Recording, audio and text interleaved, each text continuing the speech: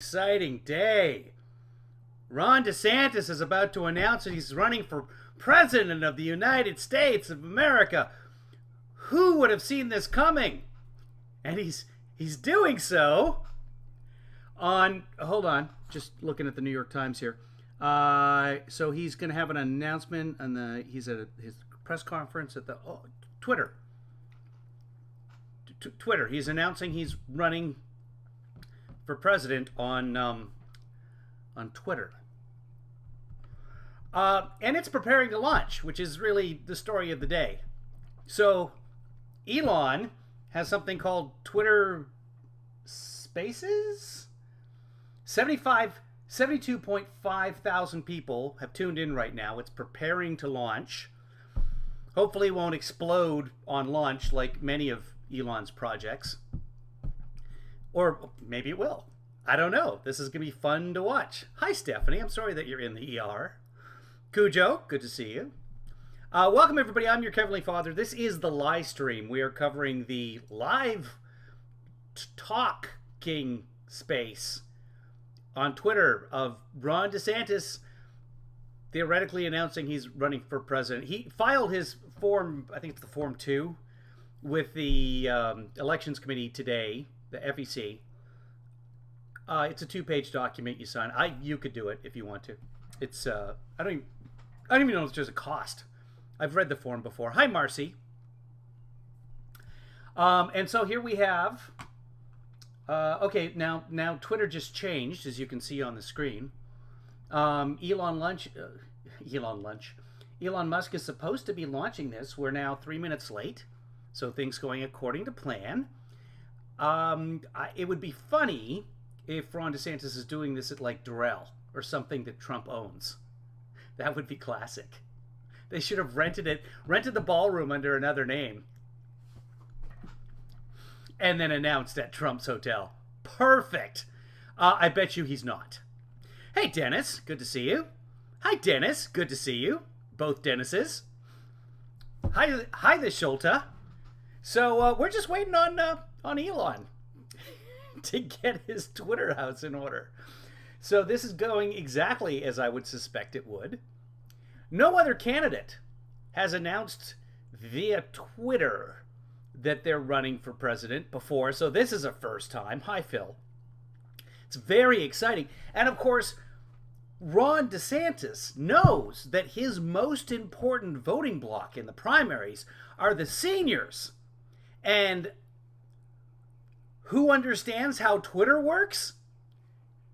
Nobody. So the seniors are all part of that group, and he's a great uniter, is what he's doing. Apparently Elon doesn't understand how Twitter works, because we're still waiting on that. Hi, Collins Jackson's family. Good to see you. So I don't know if there's going to be video with this, or if it's just going to be an interview session with Elon.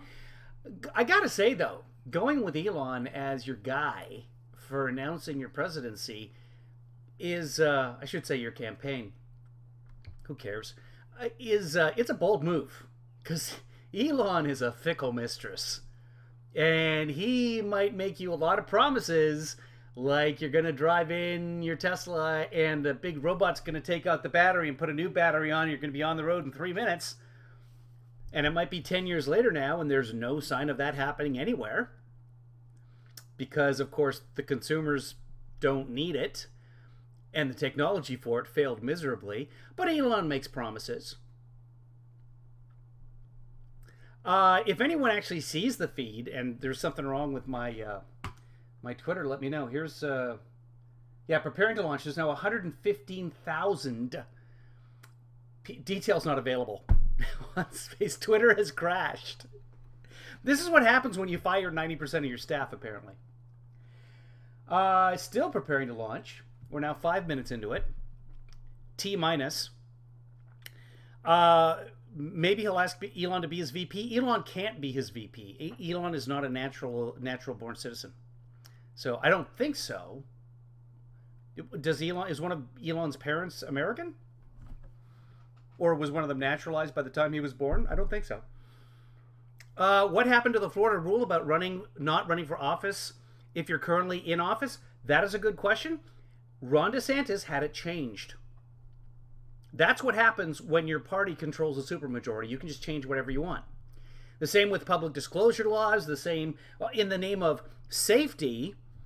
A lot of what Florida had in terms of public disclosure, in terms of holding the politicians accountable, that's all gone now. You can't get people's schedules anymore, even when it's something pertinent to holding them accountable, because, I mean, what comes right down to it, they're your employee. You're not allowed to see that anymore. Ronnie didn't like it. There was a law, Marcy's absolutely right, that you had to resign from one position if you wanted to run for another position. And that I actually agreed with, because, you know, you're taking a big risk. It keeps people from wasting everyone's time. And honestly, while you're being governor, you should be being governor. He's got 2 years left of being governor.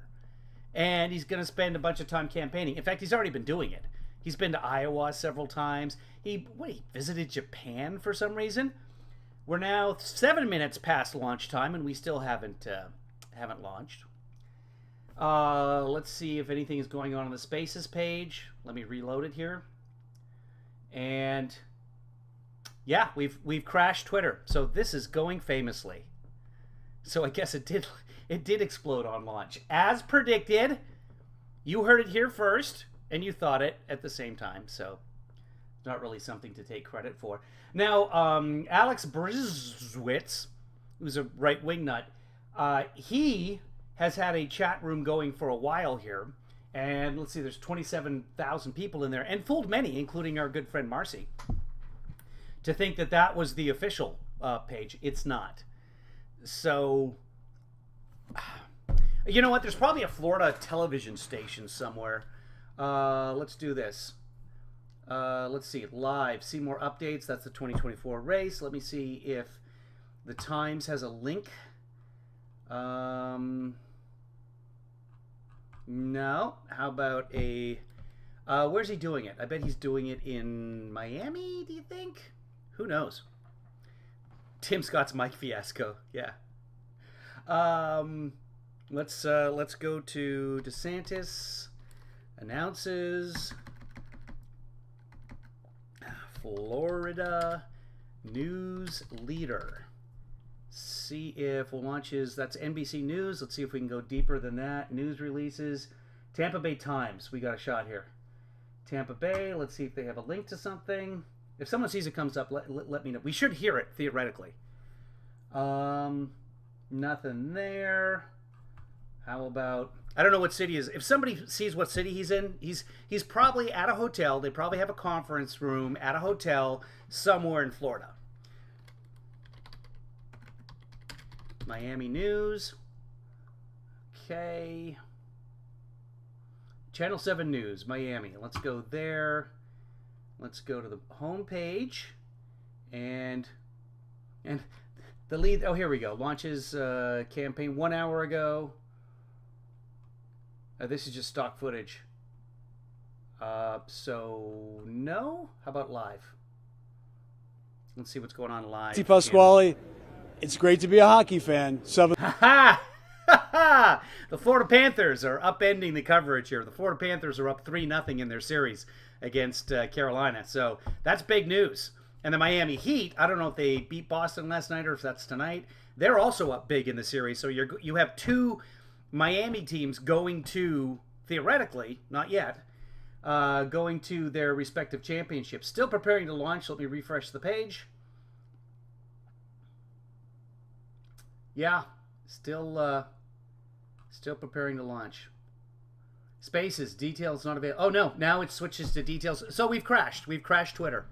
So this is auspicious. Yeah, R.I.P. Tina Turner. If you haven't heard, Tina Turner passed away earlier today at the age of 83. Or at least we got news that she passed away. Yeah, right. Dennis says the press conference is happening at the Four Seasons. Landscaping. How about no? How about, yeah, all the whole Twitter Spaces is now shut down. There are 263,000 people waiting for Elon here. And one more time. Oh, here we go. Listen live. Still preparing to launch. Okay. I can hit record? I don't know how Twitter works. Join. Oh, your mic will be off to start. Join this space. How about that?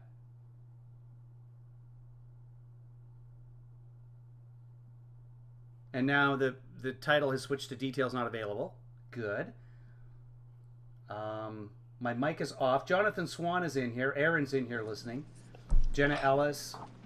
There's 382,000 people in the room. All right, great. So let's see.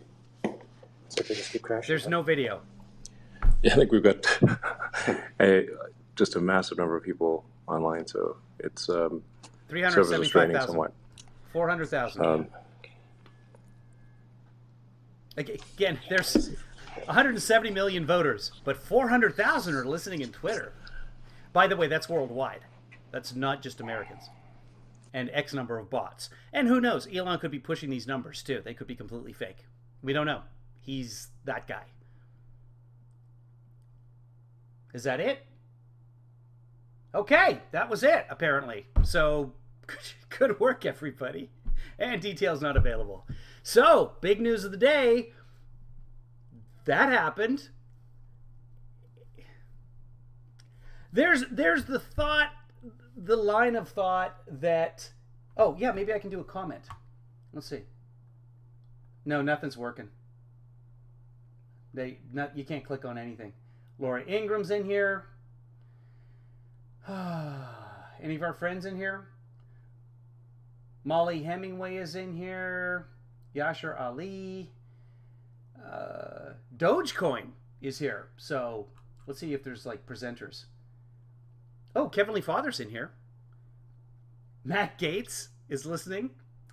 One American News, Steve Schmidt, Eric Bowling, Buck Sexton. I thought he was dead. Jonathan Swan, we like him. He's our friend. I think we like Daniel Yofelder. I think, yeah. Caitlyn Jenner is listening. Florida, of course, is where Caitlyn Jenner killed that motorist. Or pedestrian. I don't even remember. Historic Vids is in here as well. That's a Twitter account that I follow. Yeah, so it's back. I'm not hearing anything. I think we're back online here. We're back. All right. Well, it's certainly an incredible honor to have Governor DeSantis make this stark announcement.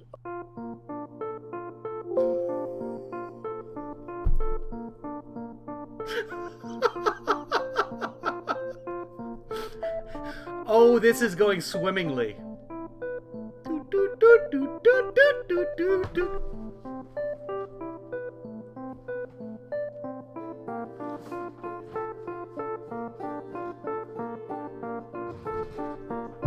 It's weird this never happened when Hillary did this.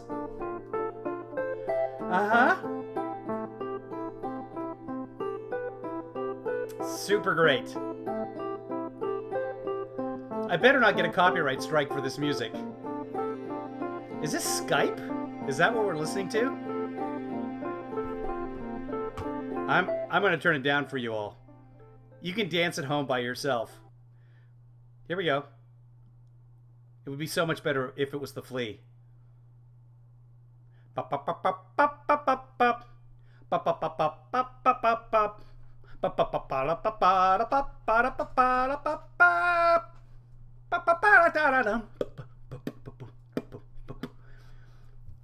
bet Dennis knows that song better than I do. I bet Dennis can play that song. Okay, speaking of fleeing, oh, we might be back. Oh, Elon joined for a half a second and left. Wow. 15 minutes of this so far, folks. This is all fascinating. Thanks for watching us on the live stream.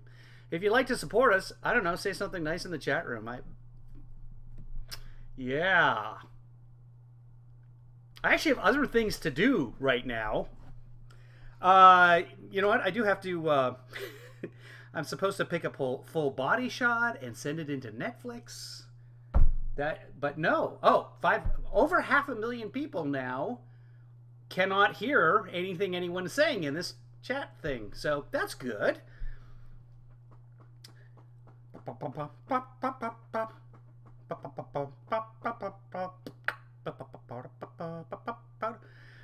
That's the whole music on the space station, is what Marcy's saying. She might be right. Could be a joke. And the whole thing's a joke.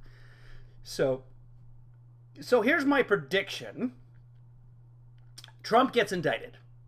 Trump gets actually convicted. It's a close race between him and DeSantis. It doesn't matter for what. Let's just say. It's a close race between DeSantis and Trump. DeSantis takes the lead.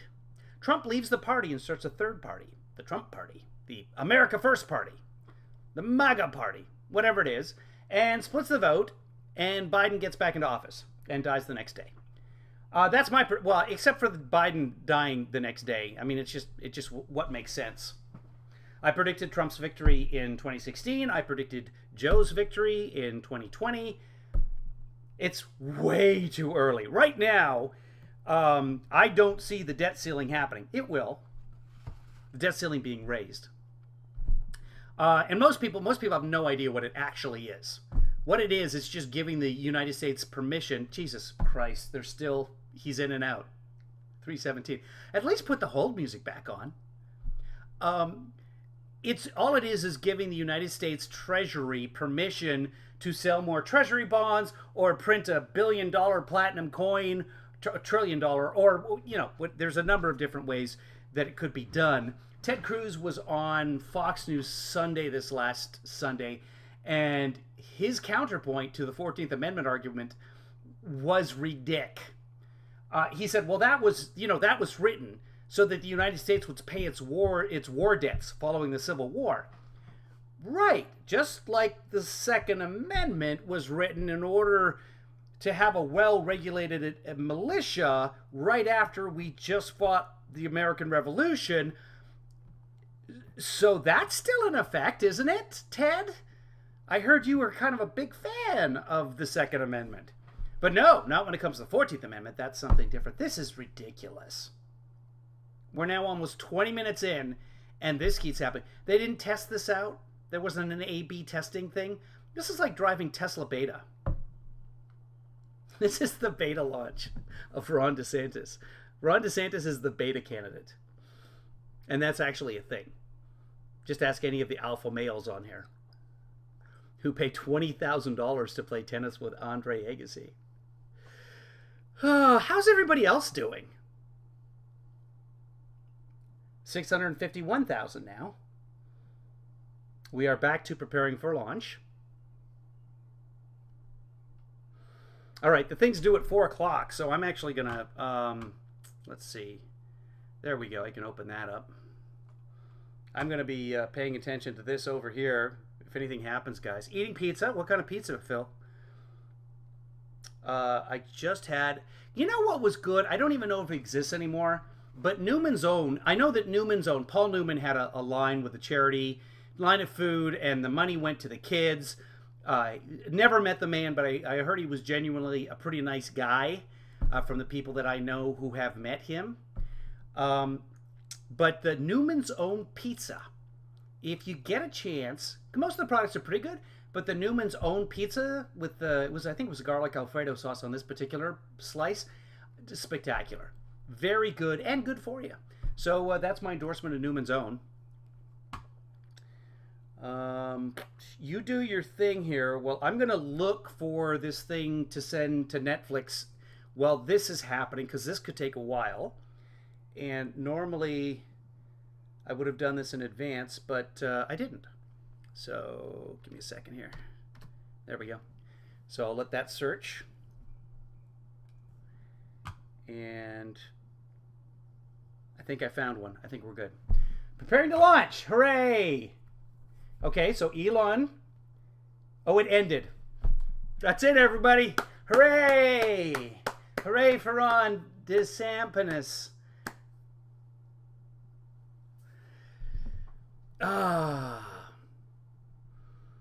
Louis says it was written after the Articles of Confederation to guarantee rights. Well, no, the Constitution was written after the Articles of Confederation because the Articles of Confederation were a huge failure. And then the Bill of Rights was written after the Constitution. I don't know how that's biased. I'm just stating facts. But okay, Louis. The Bill of Rights has absolutely nothing to do with the Articles of Confederation. They threw the whole Articles of Confederation out. But you know what? I am proud that you are aware of the words Articles of Confederation. Go with that. Research it. Good for you. Okay, so that was that, everybody. Thanks for joining us today. What happens now? Play recording? You guys want to listen to all that again? Okay, play recording. And see if we can at least find the hold music. And lockdowns that we have yet to fully. Okay. So I think we're back online here. Oh, back online. And then hold music coming up. Yeah? That was a weird Skypey thing. Governor DeSantis for this historic. Oh, wait. Maybe something happened. It's gone now. Oh, the thing's bouncing all over the place. It's jumping when I'm not even clicking it. Oh, you're a history teacher, Louis. Well, what did I get wrong? I said that the Second Amendment was written after the American Revolutionary War. How's that wrong?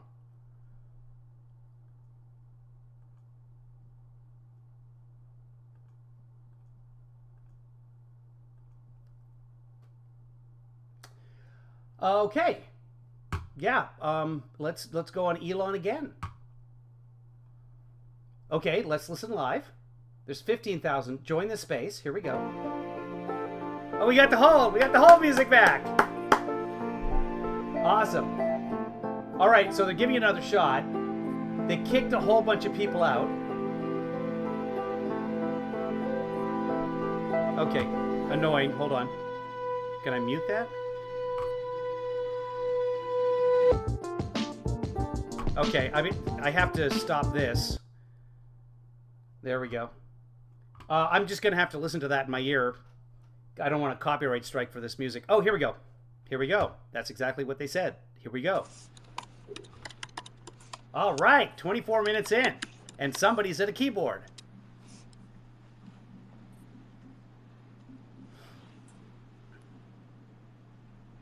What did I state that was factually wrong, Louis? All right, I think we're broadcasting. Man, Yeah. I think we melted the internet there. Yeah, that was No, insane. just Sorry, Twitter. You only melted Twitter. I'm actually doing this from David Sachs's Twitter account because it looks like doing it from mine basically broke the Twitter system. Anyway, Sweet. thanks everyone for joining. Who's We're responsible for incredibly Twitter? excited to announce that if you want to have Governor DeSantis on with us with this historic announcement, and then look forward to live Q&A from the audience. So, $43 million. He paid. Yeah, I mean, Governor DeSantis, are you there? Can you hear us? I think $43 I'm here. billion. I know. I think you broke the internet there. We had over 500,000 people in one Twitter space, and it was growing by like 50,000 a minute. So, congrats on breaking the internet there. Well, yeah. I mean, try some new things. You're gonna. Yes. It's adventurous. So yes. But I think the value here is actually really high for people to hear directly from presidential candidates and to answer a Q&A live, and you can get a sense for how a candidate really is, and because we don't have television canned stations speeches and or radio. It's in fact you can tell by the some of the mistakes that it's real.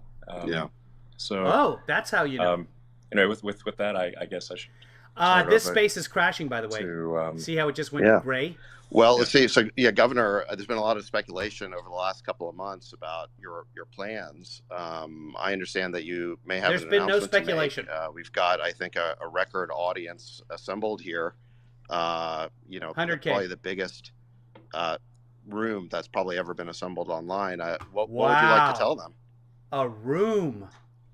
Well, I am running for President of the United States to lead our great American comeback. What? We know our country's going in the Ron wrong DeSantis is running. Hey! Ron DeSantis is running for president. Our southern borders collapse. Drugs are pouring into the country. Our cities are being hollowed out by spiking crime. The federal government's making it harder for the average family to make ends meet and to attain and maintain a middle-class lifestyle. And our president, well, he lacks vigor, flounders in the face of our nation's challenges, and he takes his cues from the woke mob. I don't think it has to be this way. American decline is not inevitable. It is a choice. And we should choose a new direction, a path that will lead to American revitalization. We must restore sanity to our nation. This means embracing fiscal and economic sanity. Stop pricing hardworking Americans out of a good standard of living through inflationary borrow, print, and spending policies. And please embrace American energy independence. This also means replacing the woke mind virus with reality, facts, and enduring principles. Merit must trump identity politics. We must return normalcy to our communities. He's just reading this. America's a sovereign country. Our borders must be respected. We cannot have foreigners pouring into our country illegally by the millions. We cannot allow drug cartels to poison our population with fentanyl. Public deserves safe communities, and law and order must be maintained in American cities. We can't have inmates running the asylum, and we must reject attacks on the men and women of law enforcement. We also must reestablish integrity in our institutions. This includes the military. I'm proud to be a Navy veteran, an Iraq veteran, and I revere our services. But when revered institutions like those in our military are more concerned with matters not central to the mission, whether it's global warming or gender ideology and pronouns, morale declines and recruiting suffers. And you need to eliminate these distractions, and we need to get focused on the core mission. We also cannot have true constitutional government if the most significant issues are decided by the whims of unelected bureaucrats rather than the people's elected representatives. Well, they're not. Reestablishing integrity in our institutions means it's not the way it works we at must all. reinvigorate our constitutional system by returning the government to its rightful owners, we the people. Doesn't mean anything. No social or economic transformation without representation. But truth needs to be our foundation. Common sense can no longer be an uncommon virtue. And in Florida, we proved it could be done. We chose facts over fear, education over indoctrination, law and order over rioting and disorder. We held the line when freedom hung in the balance. And we're thriving as a result. Florida is the nation's fastest growing state. We're #1 in net in-migration, #1 in new business formations, recently ranked #1 in education. We have a 50-year low crime rate and one of the lowest tax and debt per capita. That's across in the America. nation. That's the But entire we also understand governing country. is not entertainment. It's not about building a brand or virtue signaling. It is about delivering results. And our results in Florida have been second to none. Second in terms of how badly you handled the virus for America. Yeah. I pledge to be an energetic executive that will take on the important issues. Biden's pursued inflationary policies that are hurting working people. We will reverse those policies, and we'll build an economy where working Americans can achieve a good standard of living.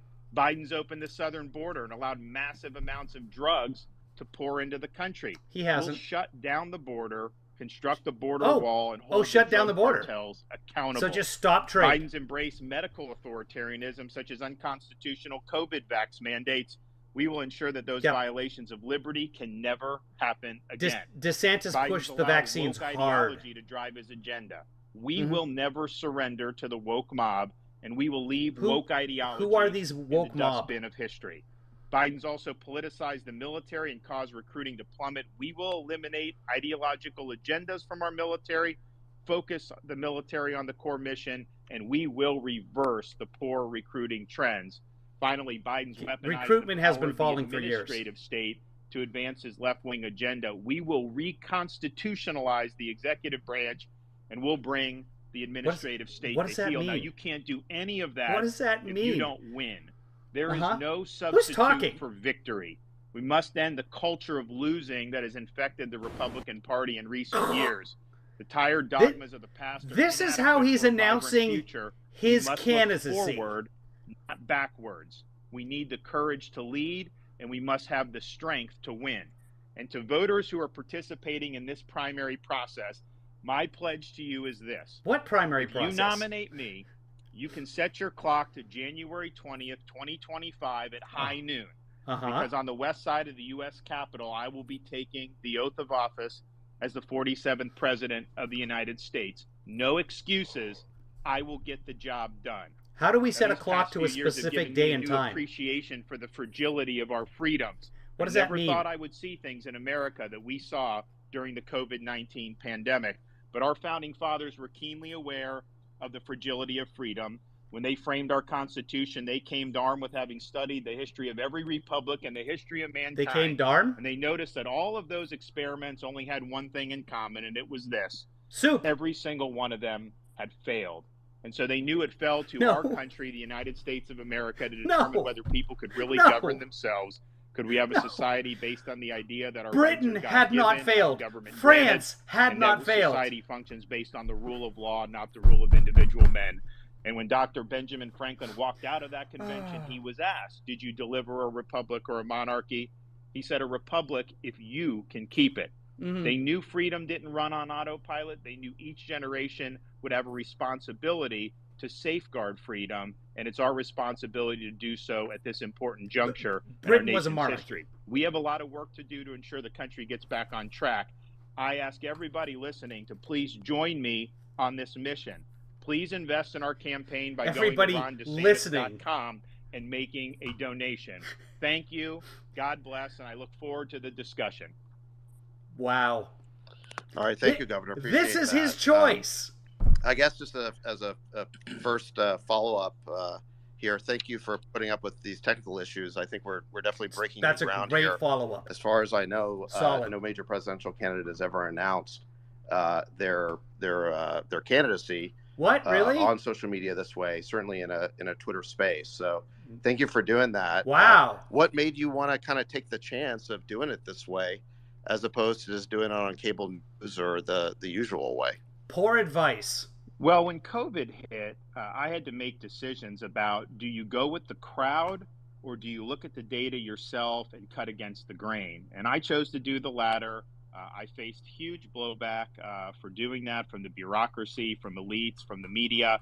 But my view was I had to look out for the people I represented, prefer protecting their jobs over trying to safeguard my own political hide. But it was very, very lonely in a lot of those decisions. And part of the reason it was so lonely is because there was a concerted effort to try to stifle dissent.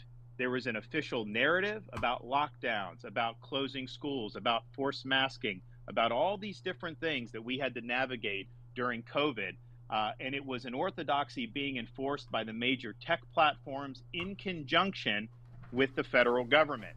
And if we can't have an honest debate in a free country about issues that affect hundreds of millions of people, like lockdowns, then what good is the First Amendment at that point? Those are precisely the times when we needed to have debate be robust. You should not be taking down articles that criticize those draconian policies, and yet that's exactly what happened. So it occurred to me that if that had continued, I think free speech in this country was on its way out the door. And so when Elon Musk stepped up to purchase Twitter, he paid a lot of money for it. And I'm sure because he's a good businessman, Elon, I'm sure you'll end up making money off it. But bottom line is you had to put your money where your mouth is, because I think you recognize that you can't have a free society unless we have the freedom to debate the most important issues that are affecting our civilization. That did not happen during COVID. The truth was censored repeatedly. And now that Twitter is in the hands of a free speech advocate, that would not be able to happen again on this Twitter platform. So I think what was done with Twitter is really significant for the future of our country. We cannot have a society in which government is colluding with major tech platforms to enforce an orthodoxy. Well, okay, but that happened under Trump. We're absolutely committed to freedom of speech Trump and level was playing in charge. field, and just a vigorous debate. And hopefully this can be a platform that brings people of divergent political views to exchange those views, and perhaps some minds will be changed one way or the other. And but it's just incredibly important, as you highlight, that the First Amendment is irrelevant if all the media and all the and the government are operating in lockstep. It makes the most important amendment, the one that was most urgently added to the Constitution, moot if you cannot have free and open debate. Just because the First Amendment was first doesn't mean it's the most important. So Twitter was indeed expensive, but free speech is priceless. And Twitter apparently Awesome. well worth it. Thank you. So, Governor, I'm going to ask it didn't come with the questions servers? while we get some other kind of speakers in the queue to ask questions. I think maybe some people knew this announcement was coming because there's been no shortage of hit pieces on you in the press over the last week or two. I want to ask you about some of these accusations that are being leveled at you. Last week, the NAACP issued a travel advisory against There's your nothing state, that's letting claiming me that Florida ask is questions. not a safe place for minorities to visit. What do you say to those who've been advised that somehow they aren't welcome in your state? Claiming that Florida is unsafe is a total farce. I mean, are you kidding me? You look at cities around this country, they are awash in crime. In Florida, our crime rate is at a 50-year low. You look at the cities top are not awash in 25 crime. cities for crime in America. Florida does not have a single one amongst the top 25. And hey, what about 26? Cities like Baltimore and Chicago. Per capita, Fort Lauderdale is one of the worst. More likely to get shot than to receive a first-class education. Yet I don't see the NAACP batting an eye about all the outrage and the carnage that's happening in those areas. So this is a political stunt. These left-wing groups have been doing it for many, many years. And at the end of the day, what they're doing is colluding with legacy media to try to manufacture a narrative. Now, the good news is fewer and fewer Americans are gullible enough to believe this dribble. And platforms like Twitter are there where people can debunk these lies in real time. Oh, yeah, it's working well. I would just say, as an American citizen, if you are uncritically accepting narratives spun by legacy media and left-wing groups, you're failing at your job of being a conscientious citizen. And I think people just see right through it. And oh, by the way, have any of these travel advisories, because they've been doing this for a while, all these left-wing groups, have any of them worked? Well, we're the #1 state for net in-migration and have been every year since I've been governor. That's not travel. We just capped the highest quarter for tourism in the history of the state of Florida. And our view is we want everybody to succeed regardless of their skin color. We don't divvy up people by race. At the same time, it is worth pointing out we don't talk about race. Florida, more black-owned businesses than any state in the nation. And we've also had more African Americans lead state agencies under my administration than at any time in Florida history. But with us, they're there because of merit, not because we're trying to play identity politics. And if you want to look at education, the black students in Florida perform much higher than black students in most other states. We rank #3 in 4th grade reading and #2 in 4th grade math amongst our black student population. And oh, by the way, the head of the NAACP lives in Florida, and a lot of their board members have put out on social media during my governorship Florida vacations where they seem to be having an awful good time. That's great. Well, I mean, Florida's a great state, and I think the people realize that. Per capita, Florida's middle of the pack for black-owned businesses. I mean, I saw some headline from The Atlantic. D.C., Georgia, and Maryland. Anyone who listens to this Spaces on Twitter is basically a Nazi. That was The Atlantic, and then Vanity Fair said that that you were hosting or interviewing because David Duke wasn't available. Oh yes. Although I'm not totally sure who they were saying was David Duke. I don't know if it was you or Governor DeSantis. It's sort of a little bit unclear, but I think this is a function of these. This is just like an anti-woke radio They're in show. Their little bubble.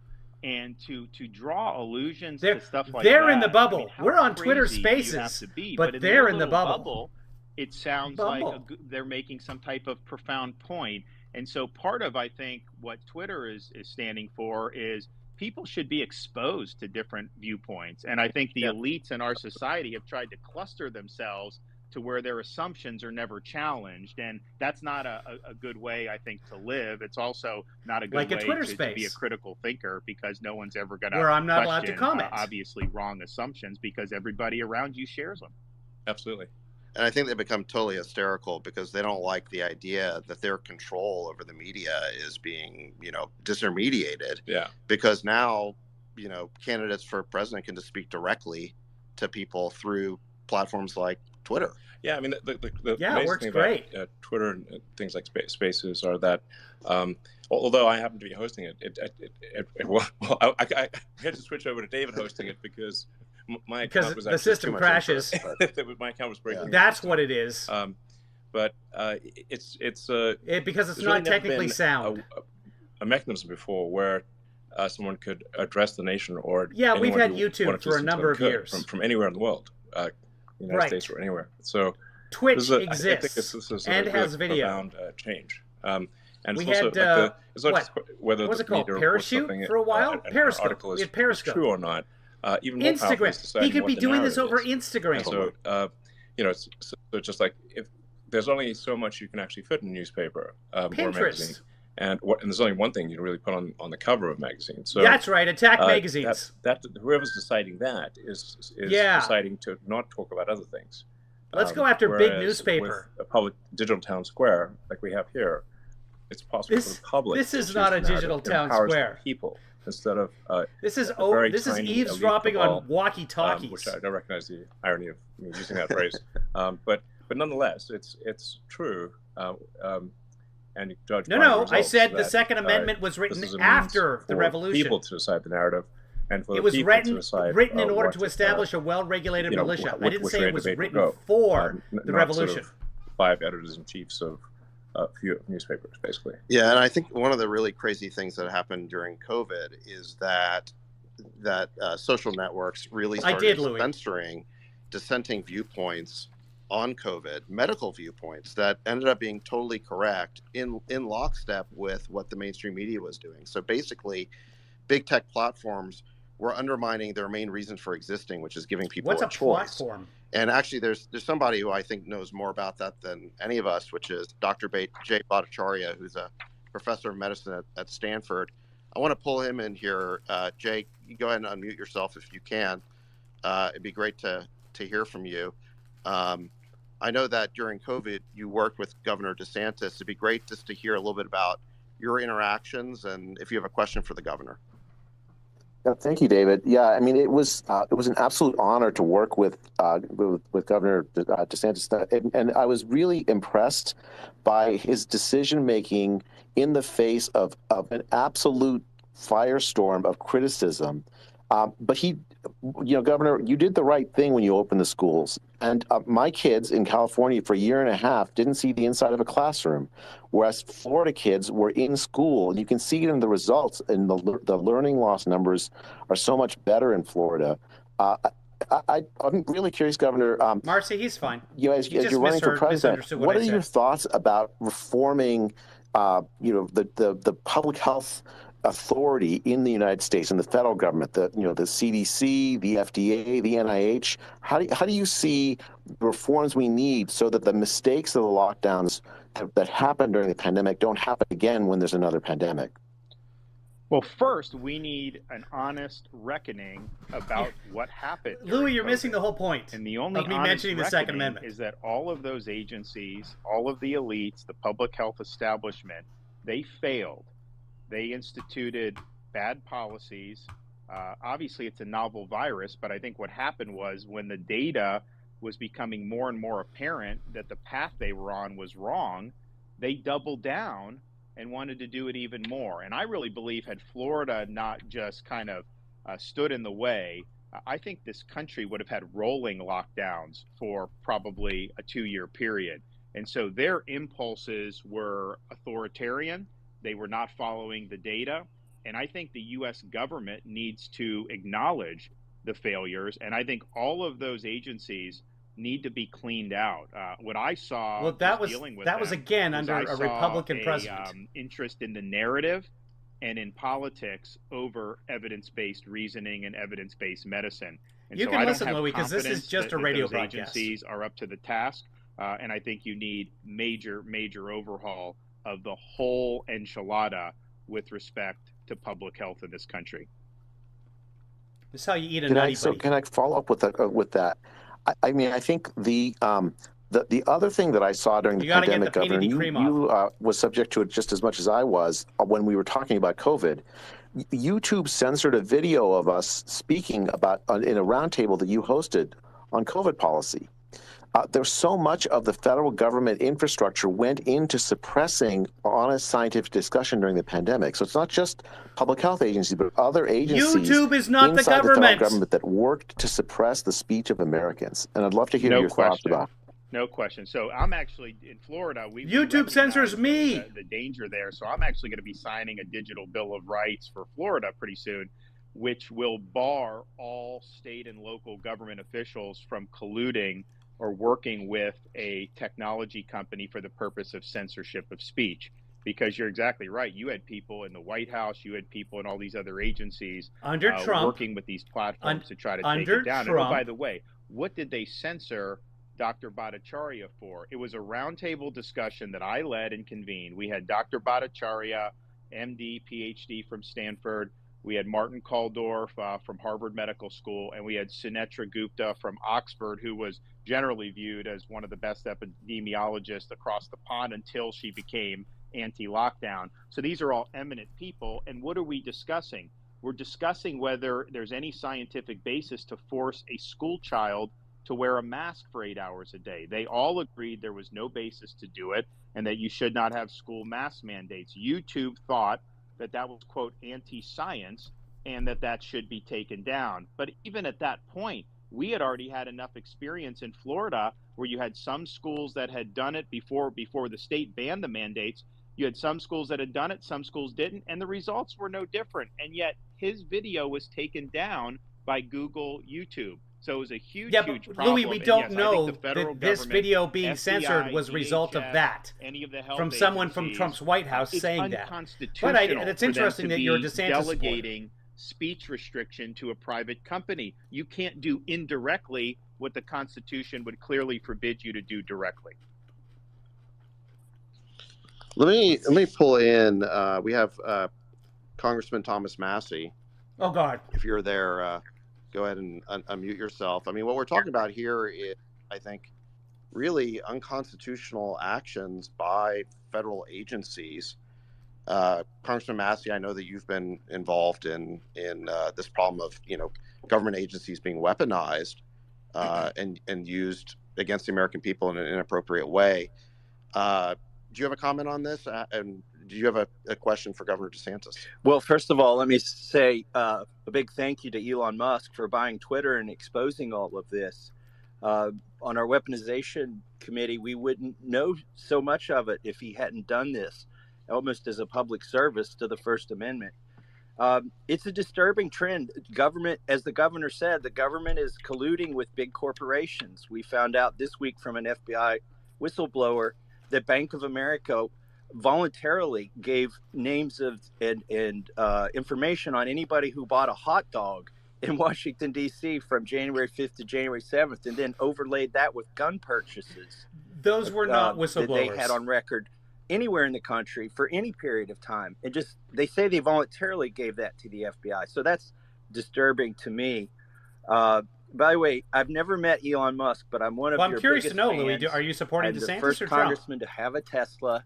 I'm on Starlink, and I would have bought a Powerwall, but I'm off the grid, and you wouldn't sell me one, so I had to make one with a wrecked Model S, and it's been running our house for 5 years. But my and just for the record, I was with Thomas, something like that. Our first year in Congress. He's got the Tesla, but his license plate is Kentucky Coal. So it's he's probably one of the only people that have that in the country. Thanks for outing me, Governor DeSantis. But he's off the grid. So the coal doesn't actually power his Tesla. Governor DeSantis, my question to you is, you served here in Congress for 6 years with me. And why is it that Congress is so feckless at reining in these government agencies? And what do you think we need to do? And if you were president, what would you urge Congress, or what bills would you like to see and sign to rein in this, sort of overreach of government bureaucracy? So, Well, first, I think there's a lot that the executive branch can do, and all I will say when it comes to these, he's on Twitter we'll talking how to attack big tech. The campaign goes on, but buckle up when I get in there, because the status quo is not acceptable, and we are going to make sure that we reconstitutionalize this government. And these agencies are totally out of control. There's no accountability, and we are going to bring that in a very big way. Now, part of the reason it's gotten so bad, power's been consolidated and effectively a fourth branch of government, because Congress hasn't used its two main powers that it has under the Constitution. First, the power of the purse. Yes. If an agency is engaging in correct. conduct that is outside the realm of what is legal, or you think it's not good for the public interest, then you can remove the funding for those operations.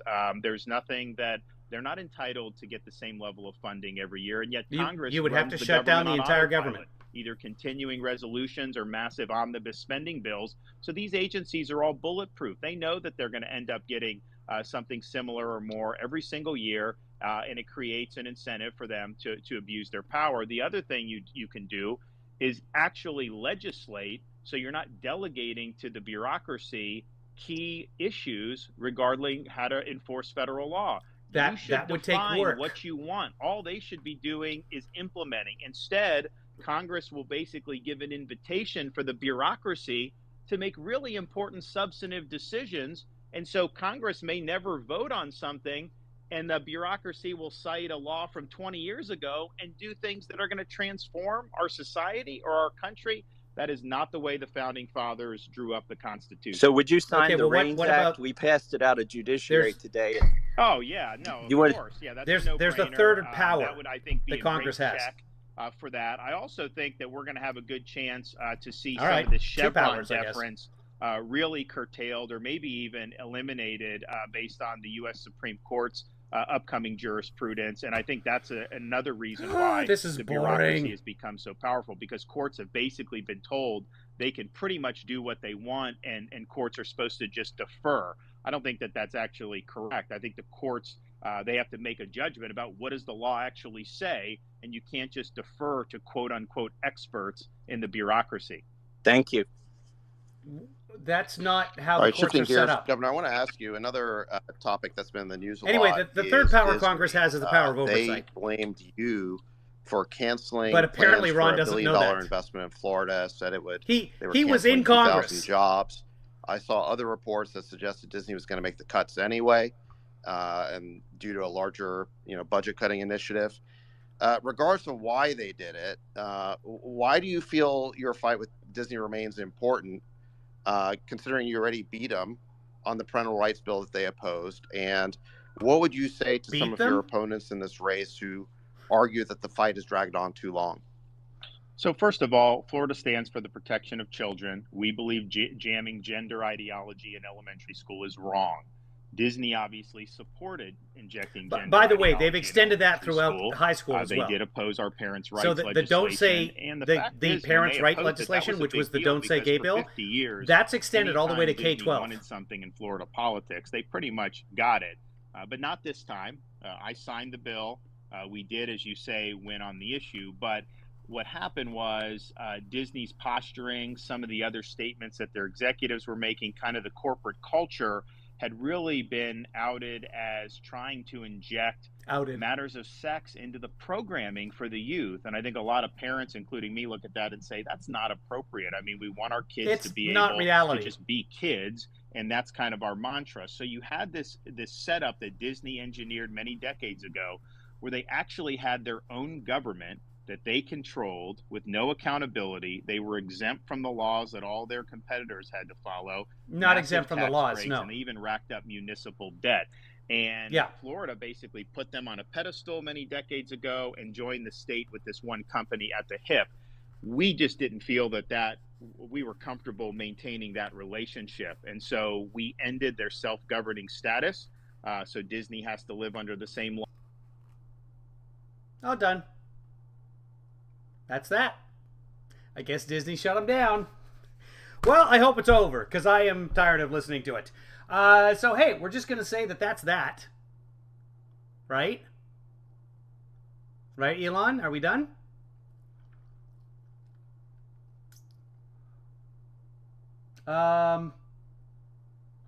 Yeah, two. Oh, wait. Is it back? It's purple again. Go ahead, purple rectangle. Yeah, I'm bored of this, and you guys are bored of this too. So there it was. Surprisingly, Ron DeSantis, after all this time of not being a presidential candidate, has announced he's going to be a presidential candidate, and he did it over a purple rectangle and off gray rectangle. Climate. That's not good enough for them. Oh, he's back. They want to be treated differently than Universal and SeaWorld, and we don't think that that's appropriate. So, I think that they should withdraw the lawsuit, but obviously we're going to defend our actions because we think we have the right to do what we did. Marcy sent it's a funny. text. The media used to criticize Republicans for being in the pocket of big corporations, and now they're attacking you because you're not. Well, not only that, David, it's interesting because the media in Florida for years had hammered Disney, and they would point out like that this was not a good arrangement because Disney was not accountable to anyone. I mean, when the state control board took over this district, the firefighters came to the board and they said, hey, we weren't getting survivor benefits for some of these widows. And so the state control board actually paid out some of the benefits that they were getting stiffed on. There were a lot of people in Central Florida who were really thankful that there was some accountability being brought to bear because, it's human nature. If there's no accountability over any individual or entity, of course, they're going to behave differently it's not than happening. if you have normal accountability. But the media was always very hostile to that. But just because I happen to be involved, his voice puts me to sleep. Reality and making sure that they were under. I'm going to listen to this as a podcast when I lie down. Running to Disney's defense. Now I want to have a nap. Are you kidding me? And oh, by the way, I always want to have a nap. They had announced this many years ago. They had not done anything for it, but that is actually not in Reedy Creek. So that was in a different part of Orlando, and so none of the issues that are involved in their suit would have made a difference there. Obviously, as a publicly traded corporation, governing body of Orlando Disney area. Shareholders. So I'm assuming if they were in better financial shape and they saw the project, it's a weird setup. Gone forward with it, but I think clearly they've had some problems with their stock price and a lot of other issues. And I'd also just finally point out, nobody probably has made Disney more money than me because they were open during COVID and they were closed in California, and that went on for many, many months. Where literally, I had all the theme parks in Florida opened in 2020. People are going, it's safe, they're having fun, and the California parks were closed. I think they were closed for over a year out in California. Were they? So we were, I think, a much better place to be doing business, certainly since I've been governor. Hold on. Great. Let me shift gears here to the topic of education. I want to pull Chris Rufo into the conversation. I know he worked with you on some initiatives. I think, one other thing that the mainstream media has, I think, bashed on. Disneyland was closed for a year. They've kind of started promoting this narrative that you want to ban books from school libraries. You refuse to teach kids about slavery or other unpleasant realities of American history, or pretend that gay people don't exist. Since many people, I think, in this room, we're now up to, over 271,000 people. So this is, I think, totally unprecedented in terms of the numbers of people we have participating. By the way, I think Twitter's working much better now. I think it crashed because when you multiply 500,000 people in a room by an account with over 100 million followers, which is Elon's account, I think that created just a scalability level that was unprecedented. But with my meager followership, it seems to be working much better. Disney World was closed for 4 months. We have some scaling issues specifically related to my account. I'm independent. At one point in January, if I tweeted above a certain size, it would crash the servers. Yeah. And then anyone else who was tweeting at the same time would lose their tweet as well. So in any event, issues. Well, we're breaking new ground here.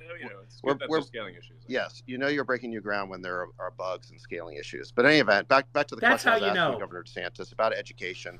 The media has been, saying you're trying to ban books. Things are going great when everything crashes. You want to say that gay people don't exist. What is the truth of the matter for people who maybe have never heard from you before? And then I want to pull Chris Rufo in on this as well. Yeah, so the whole book ban thing is a hoax. There's not been a single book banned in the state of Florida. You can go buy or use whatever book you want. What we have done is books are being pulled out of with schools. The ability to review the curriculum, to know what books are being used in school, and then to ensure that those books so rather than children having access to those books, they now have to go purchase those books. Parents have flagged books in schools that, including the Bible, teach middle school kids how to use sex apps that provide graphic depictions of sex acts and sex toys for people as young as 5th grade. And so clearly that is not appropriate to be in a middle school classroom. And so parents object, and the schools take them out.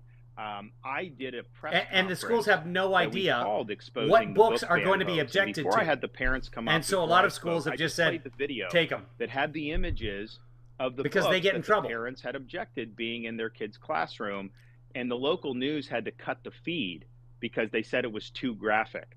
Well, if it's too graphic for the 6 o'clock news, how is it okay for a 6th grader or a 5th grader? And so, or a 12th grader, because the same rules apply all the way up now. That we make curation choices. See, when they first passed the Don't Say Gay law, it was, it's just to protect like the 1 through 3rd graders, maybe up to 5th grade. Like elementary school kids should not be exposed. Now it's everybody. That was the right thing to do. In other words, we're not going to take a kid. A teacher in Florida recently showed a Disney movie. I don't even remember the name of it, but it's one of the newer ones. And there's a gay character, not openly gay. He's not having sex on screen with another man, but there's a character that likes a guy. That teacher is in trouble for showing the kids in her class a PG-13 movie. It might even just be, I think it's a PG movie. Hold on, I'll find it. Subjects from slavery, Reconstruction, segregation, all of that to be taught, and will continue to do that. So I think what you see is the left and the media colluding on this. They don't want to actually defend what it is that we are actually legislating or regulating. So they create these hoaxes that somehow you don't want kids to learn that slavery existed in America, which is preposterous. No one actually defends the offending material. And the question is why are there people intent on trying to get this stuff into the classroom? And I think it's part of a... So it's a 5th grade teacher. Mantra in Florida is the purpose of the schools is education, not indoctrination. Yes, I think it's very... Strange World is the name of the Disney film. I haven't seen it. 5th grade library, 100%. But it's also the case that if you're focusing on that type of instruction, there's an opportunity cost involved. Why shouldn't we be doing more on science or reading or math? So I think we're getting it right. And I think almost invariably, and Chris Rufo's had to deal with this too, when they're trying to craft these narratives, if you just peel back the onion, you realize that this is something they're manufacturing. It's a PG movie. Yeah, that makes a lot of sense. I mean, I was actually under the impression that there were some books banned, so this is news to me. And they actually, there was the one this week was that Miami-Dade County took a book that was about like poems from I think like Biden's inauguration, and they moved it from elementary school library to middle school library. The media tried to act like somehow this is being banned, and you actually had Miami-Dade County Public Schools spokesperson have to come out and say there's nothing that's been banned or removed. It was basically just determined that this particular book was better suited for middle school. And so they put it in the middle school media center. And the media tries to act like somehow that... There was a big hubbub about that. It was Amanda, I don't know, she wore yellow she was the poet at the inauguration. So the teacher was investigated for showing the Disney movie, and it turns out that she did in fact have the permission slips from all the parents. The movie was indeed listed on the curriculum, and it was a parent afterwards who got upset, even though the parent gave permission for the kids to watch the movie. Different question than what would be appropriate for a 3rd grader or what would be appropriate for a 6th grader. Government, by definition, has to make those choices about what type of curriculum we want to put in front of our students. And the parents obviously have an important voice in that. All right. Well, speaking of voices... a friend of mine, Tim Oben, who has a blog called Wait But Wine, is really one of the most reasonable people on earth and one of the most reasoned people I've ever met, had a lot of trouble actually publishing his book. Simply because it debated sort of sacred cows of woke ideology, but an incredibly reasonable book. So that is the kind of de facto book banning and de facto book suppression that I see quite a lot of. is that publishers are unwilling to take risks. Okay. Let me shift gears here for a So- second because I know so we're private running out of company time. doesn't want to publish a We're supposed book, and to end, that's I think around 4, woke? but 4 Pacific. But Book banning? thank you for giving us a little bit extra time. There's here, only one Governor. publisher. That's the problem. Shifting Okay, gears. that's to, enough of that. All right, I'm done with this, guys. It's been an hour of this nonsense. So there it is. Really, I almost apologize that it was this underwhelming. There you go. Have a great day, everybody.